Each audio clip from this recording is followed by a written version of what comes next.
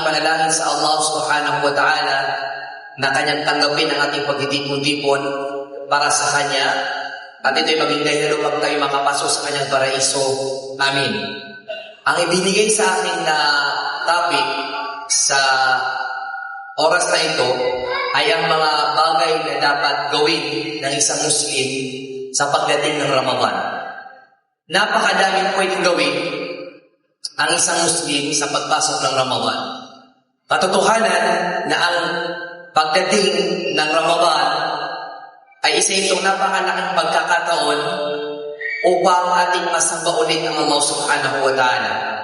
Yung mga Muslim na kanilang minimithi, kanilang minanais na kaibigan sila ng Allah subhanahu wa ta'ala, nandito at parating ang Ramadan.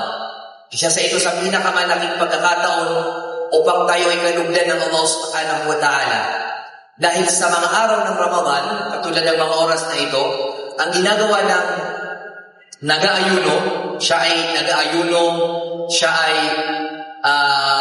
nagdarasal, siya ay gumagawa ng mga paraan upang kanyang matutunan, mga panuntunan ng Ramadan.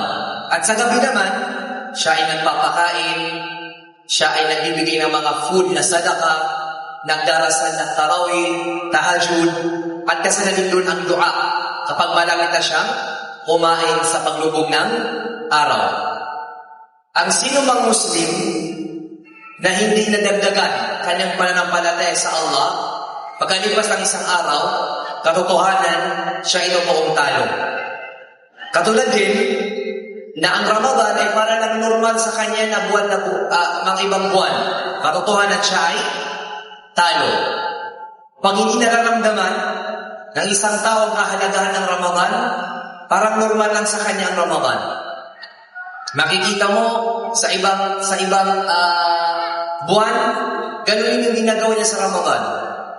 Sa ibang buwan ng hindi Ramadan, natutulog, nanonood ng TV, o kung ano mga ginagawa upang masayang ang oras. Kung ganun ang kanyang ginagawa sa Ramadan, katotohanan siya ay talo. Dapat ibahin natin ang ating ginagawa sa Ramadan. Dahil hindi araw-araw Ramadan. Ano bang dapat gawin ng isang Muslim sa buwan ng Ramadan? Dapat, sa pagpasok ng Ramadan hanggang sa ito'y matapos, gawin natin ang lahat ng ating makakaya upang parabihin natin ang ating mga ginagawang kabutihan para sa Allah subhanahu wa ta'ala. Kailangan ang maging pangarap o maging goal na isang Muslim sa Ramadan, yung Ramadan niya last year, dapat itong next year, itong year na to, mas mainam kaysa doon sa nakaraan na Ramadan. At yung next year niya na Ramadan, 1447, dapat mas mainam yun kaysa ngayon na Ramadan, insyaAllah subhanahu wa ta'ala. Ganun dapat ang pangarap ng isang Muslim. Na habang nagkakaedad siya, mas gumaganda ang kanyang mga ginagawa. Yun yung sinabi ng Propeta Muhammad sa isang hadith, khairukum man tala umruhu wa hasuna amalu. Sinabi ng Propeta Muhammad sallallahu alaihi wasallam, ang pinakamainam na Muslim ay yung Muslim kapag nagkakaedad na siya, mas gumaganda ang kanyang mga ginagawa. Bakit ito sinabi ng kagaya na sinabi ng Propeta Muhammad sallallahu alaihi wasallam, wa syarrukum man tala umruhu wa sa'a amaluhu. At ang pinaka masama sa inyo ay ang yung taong nagkaedad na siya at mas sumasama pa ang kanyang mga ginagawa. Kumbaga, kung kailan siya tumanda, doon pa siya huminto magsala. Kung kailan siya tumanda, saka pa siya mas naging marites. Nung tumanda siya, saka pa siya mas naging sinungaling. Sinabi ng Propeta Muhammad sallallahu alaihi wasallam, ang mga ganitong tao ang pinakamasamang tao. Kaya ngayon, ikaw kapatid, ate, kuya, tito, tita, tingnan mo ang iyong kalagayan.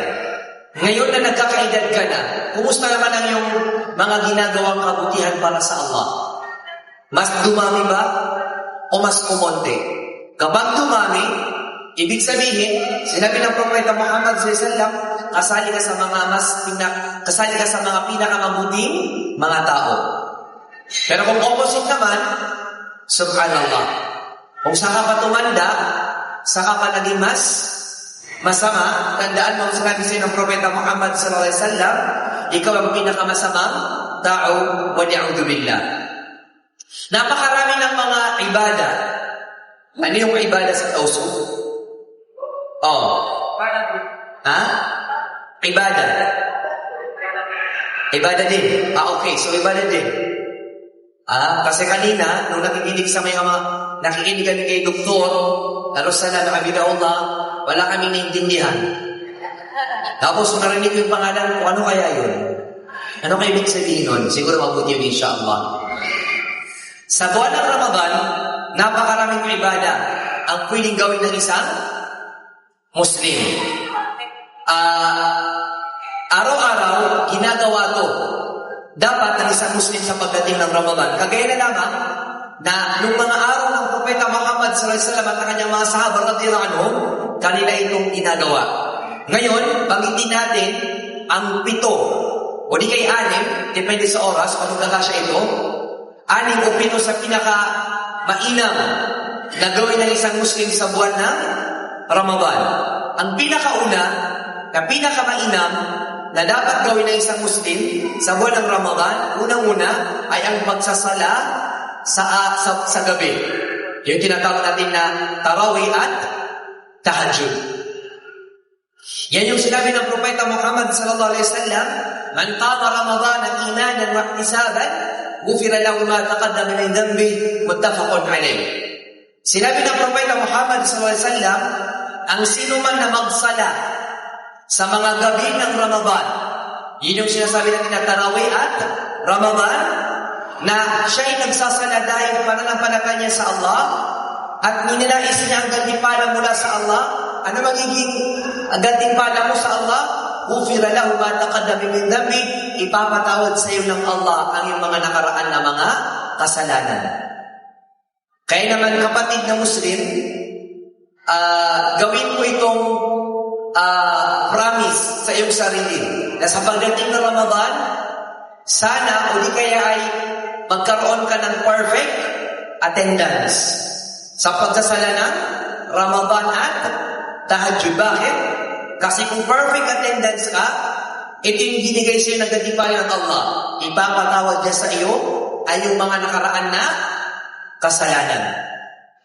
Sa isang pang hadith, sinabi ng Propeta Muhammad sallallahu alaihi wasallam, inna ar-rajula idha qama ma'al imam hatta yansarif kutiba lahu qiyamu layla, rawahu Tirmidhi rawahu ashabu sunan rahimahumullah. Sinabi ng Propeta Muhammad sallallahu alaihi wasallam, katotohanan na ang isang mananampalataya, lalaki o babae, kapag siya ay nagsala kasama ang kanyang imam hanggang sa matapos ang tarawih o ang tahajjud, igagantimpala sa kanya ng Allah ang pagsasala ng buong gabi. Ibig sabihin, kunwari, magsasala tayo ng tarawih. Dito sa inyo, ilang rakaat yung tarawih? 8. Kasama yung witr, bali ilan na lahat? 11. Umaabot ng isang oras ba? Mga ilan? 40 minutes. So, gawin natin 1 hour. Kapag ikaw nagsala from first rak'ah hanggang 11 rak'ah, kasama ang witr, kasama yun, within 1 hour lang. Ano yung gantimpala mo? Igagantimpala sa iyo ng Allah ang pagsasala na para kang nagsala ng buong gabi. Ibig sabihin, magmula nung pumasok ang Maghrib hanggang sa pumasok ang Fajr, ilang oras yun? Kumbaga, 6, 7, 8, 8, 9, 9, 10, 10, 11, 12, 12, 1, 1, 2, 2, 3, 3, 4, 4, 5, 11 hours ang duration ng isang gabi sa Ramadan, kunwari, at nagsala ka lang ng isang oras ng tarawih, ang gantimpala mo ay 11 hours na sala. Allahu Akbar. Pero ano bang tawag dito yung nakakasal? Ano bang tawag dito sa Tagalog? Nakakalungkot. Ewan ko lang sa inyo, doon sa amin sa Marawi, mag-8 rakat, lahat na lumalabas. Tapos pag witir, wala nang natitira. Nakakapagtaka. Yung nakaya mo yung 8 rakat, tapos hindi mo kaya yung 3 rakat lang, tapos ang babasahin lang, Qul a'udhu bi rabbil wallahu ahad, Qul a'udhu bi rabbil falaq, Qul a'udhu bi rabbin nas. Hindi pa aabot ng 10 minutes. Tapos lumabas ka. Pero nakaya mo yung 8 raka. Ano yun? Mekos-mekos. Tapos, kapag lumabas ka ng masjid, hindi naman siya nagbabasa ng Quran, hindi naman siya pumunta ng bahay nila para magsala ka ulit, kunwari, o di kaya ay nagbabasa ng Quran, lalabas lang, makikipagkwentuhan. Subhanallah. Imagine mo yung 11 hours na gantimpal na pagsasala, sinayang mo lang sa pagkikipag-usap. Hindi ka ba napapagod makipag-usap? Paulit-ulit na lang yung topic. Yung topic nyo kagabi, topic nyo naman mamayang gabi, tapos bukas, paulit-ulit. Ang Ramadan, minsanan lang ito dumaan. Kaya sana, i-grab natin yung chance na binigay sa atin ng Allah, kasi hindi lahat nakakaabot ng Ramadan. Diba? Ilan na ba yung mga kakilala natin, mga kapatid natin, mga kamag-anak natin na hindi umabot ng Ramadan, namatay na. At ngayon, nandito tayo sa Sha'ban 12. Ika-12 na Sha'ban. Ibig sabihin, meron naman tayong 18 days, o di kayo 17 days before Ramadan, ilan pa yung mamamatay? Subhanallah. Kaya napakalaking biyaya sa iyo ng Allah na maabutan mo ang Ramadan. Kaya gawin mo ang abot ng mga kaya upang gawin ang napakaraming ibada sa Allah subhanahu wa ta'ala sa buwan ng Ramadan. Kaya kung nakaya mo yung 8 rakat, isali mo na yung 3 rakat.